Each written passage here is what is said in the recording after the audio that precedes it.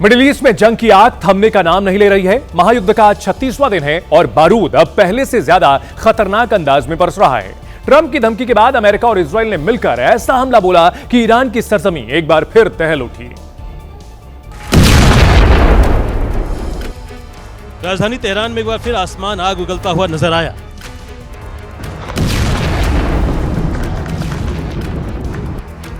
America Israel की ताबड़तोड़ air strike से कई जगह धमाके हुए और हर धमाके के साथ जमीन कांप उठी। एक के बाद एक विस्फोट होते गए जिनकी गूंज कई किलोमीटर दूर तक सुनाई दी और पूरे शहर में दहशत फैल गई। हमलों की आग सिर्फ तेहरान तक सीमित नहीं रही, दक्षिणी अबादान भी इस तबाही की चपेट में आ गया। अबादान में इतनी भीषण बमबारी हुई कि शहर का बुनियादी ढांचा तहस नहस हो गया, बिजली ठप हो गई और पूरा शहर अंधेरे में डूब गया। इजराइल का दावा है कि ये हमले ईरान के सैन्य और रणनीतिक ठिकानों को निशाना बनाकर किए गए। ईरान के करज में B1 ब्रिज पर हुए हमले का एक और भयानक वीडियो सामने आया, जिसमें वो खौफनाक पल कैद हुआ है जब ब्रिज अचानक आग की लपटों और धुएं के गुबार में लिपट गया। हमला इतना खतरनाक था कि इसमें 13 लोगों की मौत हो गई और कई लोग घायल हुए। करज के B1 ब्रिज पर हमला होते ही भयंकर विस्फोट हुआ और आग की लपटें आसमान को चीरती हुई तेजी से ऊपर उठी। हमले की ताकत इतनी ज्यादा थी कि इस ब्रिज के कंक्रीट के टुकड़े हवा में उछलते हुए लोगों के ऊपर गिरने लगे। विस्फोट के तुरंत बाद धुएं के गुबार ने पूरे इलाके को ढक लिया। आसपास मौजूद लोग दहशत में आ गए और जान बचाने के लिए भागते हुए नजर आए। यह ब्रिज तेहरान और कराच को जोड़ने वाला अहम हाईवे लिंक था, जिस पर अमेरिका ने गुरुवार को हमला किया। ईरानी मीडिया के मुताबिक B1 ब्रिज पर हुए पहले हमले में 2 लोग मारे गए थे, लेकिन कुछ देर बाद जब रेस्क्यू टीम मौके पर पहुंची तभी दूसरा हमला हुआ। अमेरिकी राष्ट्रपति डोनाल्ड ट्रंप ने खुद इस हमले का वीडियो शेयर किया था। अमेरिका के साथ मिलकर इजराइल सिर्फ ईरान ही नहीं बल्कि लेबनान पर भी लगातार हमले कर रहा है और बैक टू बैक अटैक कर रहा है और हिजबुल्लाह के ठिकानों पर जोरदार एयर स्ट्राइक करके इजराइल यहां बारूद बरसा रहा है। इजराइल का यह हमला राजधानी बेरूत के दक्षिणी इलाके में हुआ, जहां अचानक आसमान से मिसाइलें बरसने लगी। जोरदार धमाकों से आसमान में आग के गुबार उठने लगे, जिसने पूरे इलाके में दहशत फैला दी।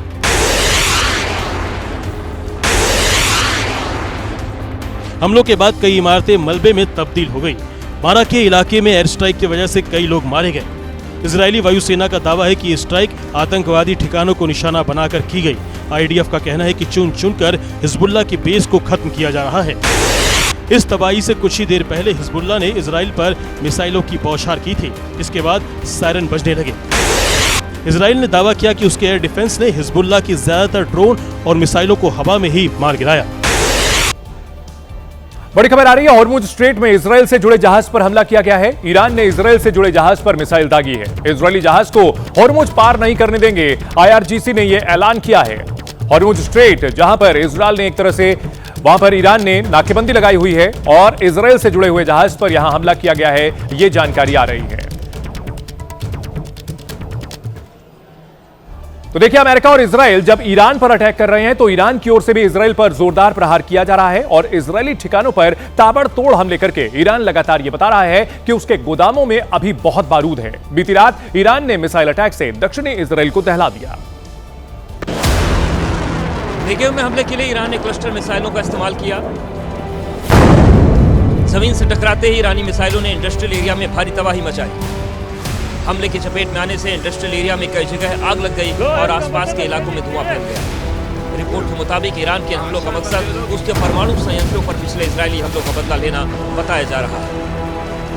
इसी के तहत इजरायल के डिमोना और नेगेव न्यूक्लियर रिसर्च सेंटर के आसपास लगातार मिसाइल और क्लस्टर बम हमले किए जा रहे हैं।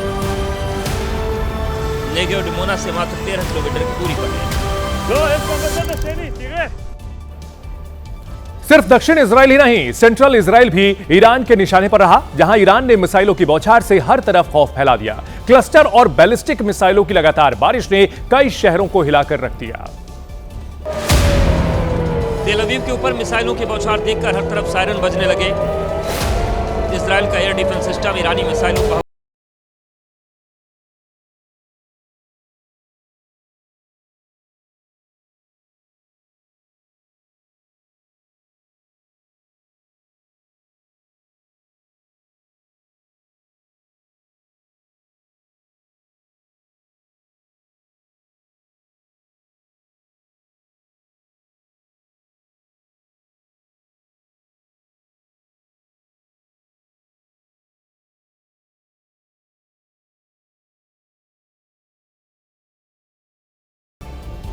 वार पलटवार के सिलसिले के बीच उत्तरी इजराइल का किरियात शमोना इलाका भी हमलों का शिकार बन रहा है। इस इलाके में आज दोपहर हुए हिजबुल्लाह के हमले का एक खौफनाक वीडियो भी सामने आया।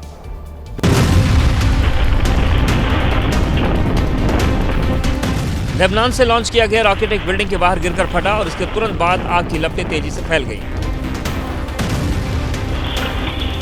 धमाका इतना भीषण था कि आसपास के घरों के शीशे टूट गए और चारों तरफ घना काला धुआं छा गया। रॉकेट अटैक में एक 5 मंजिला इमारत को सीधा निशाना बनाया गया और यह हमला आसपास लगे सीसीटीवी कैमरों में रिकॉर्ड हो गया। किरियात शमोना लेबनान बॉर्डर के पास से स्थित है और हिजबुल्लाह की तरफ से इस इलाके में लगातार रॉकेट अटैक किए जा रहे हैं। अमेरिकी राष्ट्रपति डोनाल्ड ट्रंप जंग शुरू होने से लेकर अभी तक बड़ी बड़ी शेखी बघार रहे थे, लेकिन पिछले 24 घंटे में ईरान ने अमेरिकी खेमे में ऐसी खलबली मचाई है कि अब ट्रंप भी सोच रहे होंगे कि किस मनहूस घड़ी में उन्होंने जंग शुरू की। ईरान ने 24 घंटे में अमेरिका को ऐसा झटका दिया जिसकी उम्मीद ट्रंप को कभी नहीं होगी। एक नहीं 4 अमेरिकी विमानों को ईरान ने मार गिराया और ये विमान है F-15E Strike Eagle, A-10 Warthog, HS-60G Pave Hawk helicopter और F-16 लड़ाकू विमान। अमेरिका के लिए 24 घंटे में 4 विमानों को खोना इसलिए भी शर्मिंदगी की बात है क्योंकि ट्रंप बार बार अमेरिकी लड़ाकू विमानों को दुनिया में सबसे खतरनाक बताते हैं, ईरान के आसमान पर वर्चस्व का दावा करते हैं। लेकिन पिछले 24 घंटे में ईरान ने जिस तरह का जोरदार अटैक किया उससे अमेरिका की पूरी एयरफोर्स सदमे में है। ट्रंप के लिए सबसे बड़ा सदमा तो यह है कि जो फाइटर जेट ईरान ने मार गिराए हैं उसका एक पायलट अभी तक लापता है। अमेरिकी पायलट को ईरान की सेना ने पकड़ लिया है या वो जंगलों में कहीं छिपा हुआ है, यह पता लगाना इस समय अमेरिका के लिए सबसे बड़ी चुनौती है। दावा है कि जिस समय ईरान ने अमेरिका के F-15E फाइटर जेट को गिराया उस समय प्लेन को 2 पायलट उड़ा रहे थे। फाइटर जेट पर अटैक होते ही दोनों पायलट इजेक्ट करके पैराशूट के जरिए नीचे आए।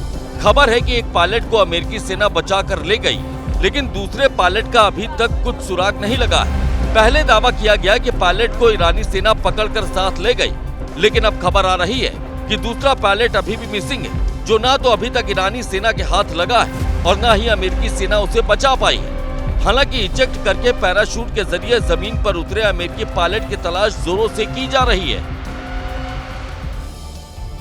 अपने दूसरे पायलट को सुरक्षित बचाने के लिए अमेरिका ने पूरी ताकत झोंक रखी है। जब से F-15 लड़ाकू विमान गिरा है तभी से पायलट की तलाश में अमेरिका के कई हेलीकॉप्टर और लड़ाकू विमान ईरान के आसमान का चक्कर काट रहे हैं।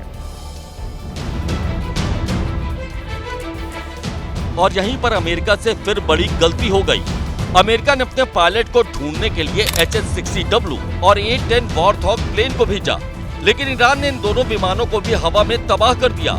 खबर है कि HS-60 हेलीकॉप्टर और A-10 वॉर्थॉग विमान पर ईरान ने फायरिंग की। हैवी आर्टिलरी से की गई फायरिंग से HS-60 हेलीकॉप्टर हवा में ही तबाह हो गया, जबकि A-10 वॉर्थॉग विमान समंदर में जाकर गिरा, जिनके पायलटों को तुरंत अमेरिकी सेना ने बचा लिया। लेकिन F-15 लड़ाकू विमान के एक पायलट का अब तक सुराग नहीं लग पाया।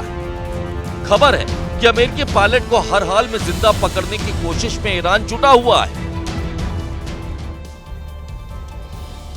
क्योंकि ईरान भी अच्छी तरह से जानता है कि अगर उसने अमेरिकी पायलट को जिंदा पकड़ लिया तो बाजी उसके हाथ में होगी, और इसलिए ईरान ने अपनी आधी फौज को अमेरिकी पायलट को ढूंढने में लगा दिया है। अब हम आपको ग्राफिक्स के जरिए बताते हैं कि अगर ईरानी सेना अमेरिकी पायलट को जिंदा पकड़ लेती है तो फिर क्या हो सकता है।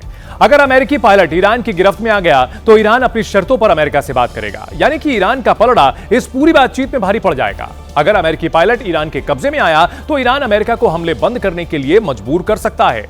इसके अलावा ईरान अब अपनी शर्तों पर डील करेगा, यानी कि ट्रंप ये जो कह रहे थे कि ईरान का परमाणु कार्यक्रम नहीं चलने देंगे, क्या पता ट्रंप ईरान को परमाणु हथियार बनाने के लिए कुछ छूट भी दे दे। इसके अलावा अगर पायलट ईरान के हाथ लग गया तो ईरान दुनिया के सामने यह दावा कर सकता है कि जंग उसने जीती और अमेरिका को अपनी शर्तों पर युद्ध खत्म करने के लिए मजबूर किया, और इसी वजह से लगातार पायलट की तलाश कर रहा है ईरान। हालांकि अगर ईरानी सेना के हाथ अमेरिकी पायलट लग भी गया तो अमेरिका के पास भी अपने पायलट को बचाने के लिए कई अधिकार होंगे, जिनका इस्तेमाल ट्रंप जरूर करेंगे। सबसे पहले तो जिनेवा संधि के तहत ट्रंप ये मांग करेंगे कि उसके पायलट के साथ क्रूर व्यवहार न किया जाए। युद्धबंदी की तरह उसके पायलट से ईरानी सेना और पुलिस पेश आए। ट्रंप ये मांग भी कर सकते हैं कि युद्ध खत्म होने के बाद तक पायलट को पूरी सुरक्षा दी जाए ताकि उसकी जान पर कोई संकट ना आए। इसके अलावा ट्रंप अपने पायलट को ईरान की कैद से छुड़ाने के लिए स्पेशल फोर्स के जरिए रेस्क्यू ऑपरेशन भी कर सकते हैं। हालांकि यह बहुत जोखिम भरा होगा और ऐसी उम्मीद बहुत कम है कि ट्रंप ऐसा जोखिम लेंगे। वहीं ट्रंप अपने पायलट को छुड़ाने के लिए मित्र देशों की मदद ले सकते हैं जिनके ईरान से भी अच्छे संबंध हैं और बातचीत के जरिए अपने पायलट को वापस ला सकते हैं। लेकिन यह सब कुछ फिलहाल अभी भविष्य की गर्त में है। आगे क्या होगा ये तो ट्रंप और ईरान की सेना IRGC ही जानती है। लेकिन अभी जो चल रहा है वो भयावह है क्योंकि अमेरिका के जितने विमान आ रहे हैं उन पर ईरान की फोर्स मौत का साया बनकर मंडरा रही है।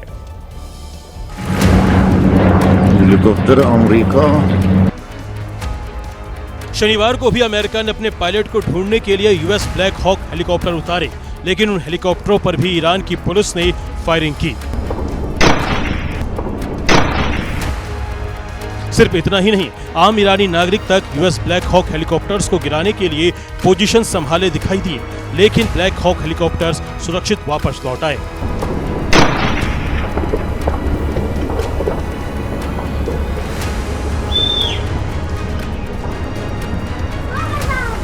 बताया जा रहा है कि ईरान ने अमेरिकी पायलट को जिंदा पकड़ने के लिए 10 अरब ईरानी तोमान यानी करीब 55 से 56 लाख का इनाम रखा है, जिसके लालच में बख्तियारी कबीले के आम लोग तक हाथ में राइफलें लेकर लापता पायलट को जंगल जंगल ढूंढ रहे हैं। अगर मौजूदा हालात को बारीकी से देखा जाए तो इस समय गेंद ईरान के पालने में है और ट्रंप बैकफुट पर नजर आ रहे हैं। अमेरिकी पायलट के लापता होने के बाद ट्रंप के बयानों में ईरान के लिए वो तलखी नजर नहीं आ रही जो पहले दिखती थी।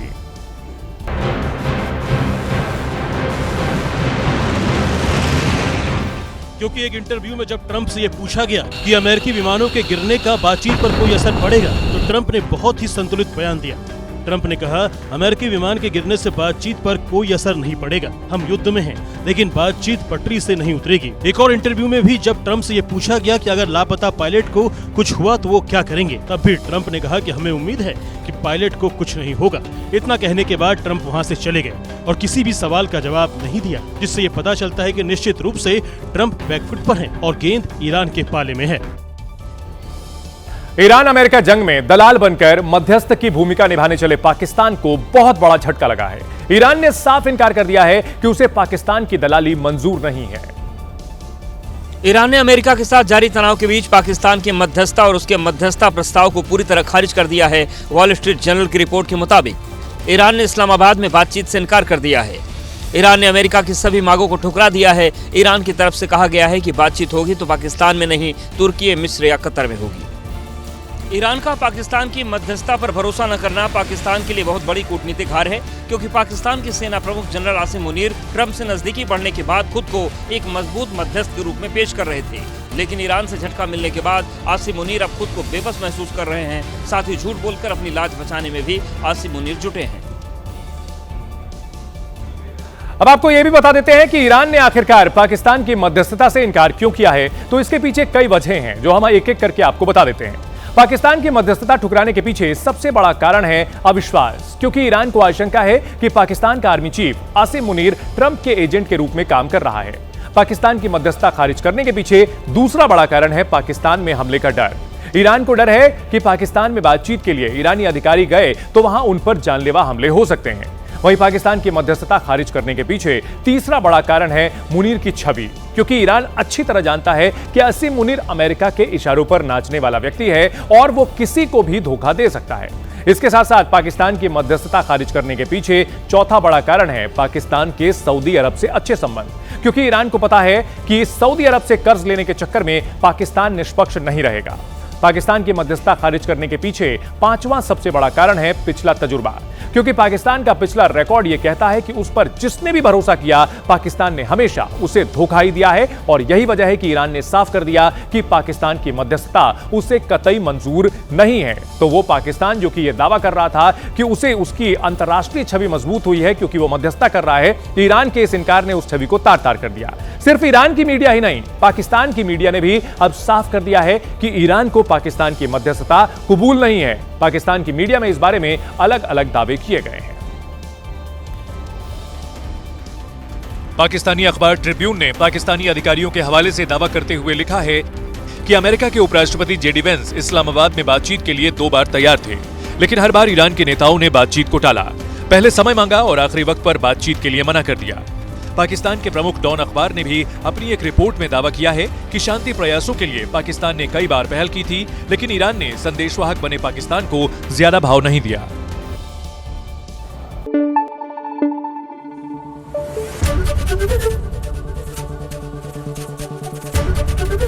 एबीपी न्यूज आपको रखे आगे।